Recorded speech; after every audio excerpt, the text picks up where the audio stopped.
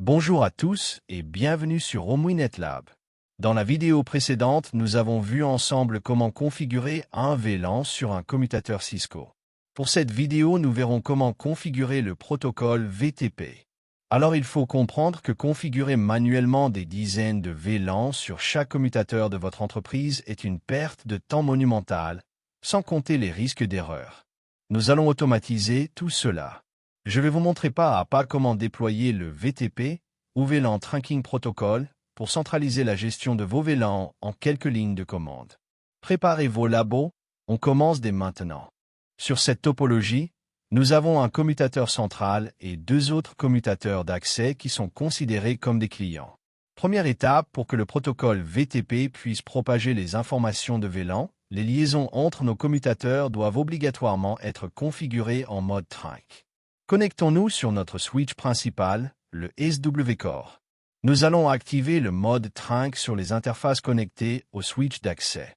Petite précision, si vous utilisez Cisco Packet Tracé avec un catalyste 2960, il est normal que la commande switch port trunk encapsulation .1Q ne soit disponible.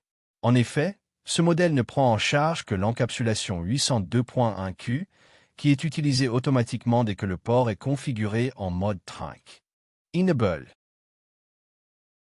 Configure terminal. Interface range Fast Ethernet 0/1 à 2. Switch port mode trunk. DW. Exit. Deuxième étape. Configurer le commutateur principal comme serveur VTP. C'est lui qui détiendra la base de données des VLAN. Nous allons lui attribuer un nom de domaine, un mot de passe pour sécuriser les échanges, puis nous allons créer nos VLAN de test. VTP mode serveur. VTP domaine OmniNet Lab.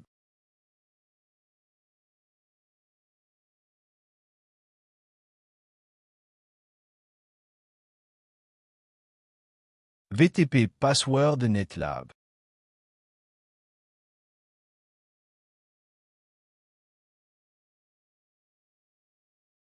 Création des VLAN de test. VLAN 10. Nom direction. VLAN 20. Nom comptabilité.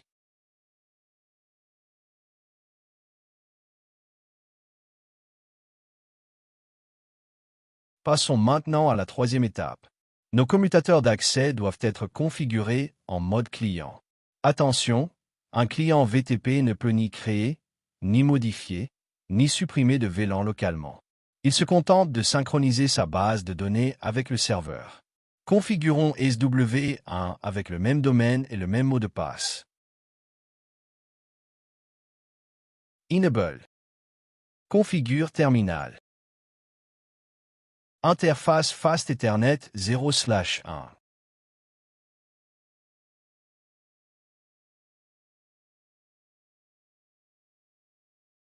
Switch port mode trunk. Exit. VTP mode client. VTP domaine OmniNet Lab.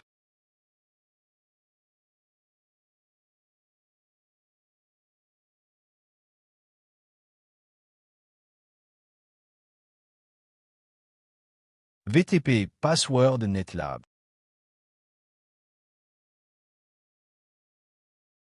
DW. Passons maintenant à la vérification.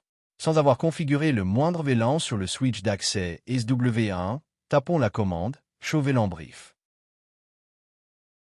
Regardez l'écran, le VLAN 10, direction et le VLAN 20, comptabilité ont été automatiquement synchronisés grâce au VTP. Pour aller plus loin, vous pouvez vérifier le numéro de révision avec la commande Show VTP Status. Plus ce numéro est élevé, plus la base de données est récente. On peut même constater que ce switch est en mode client.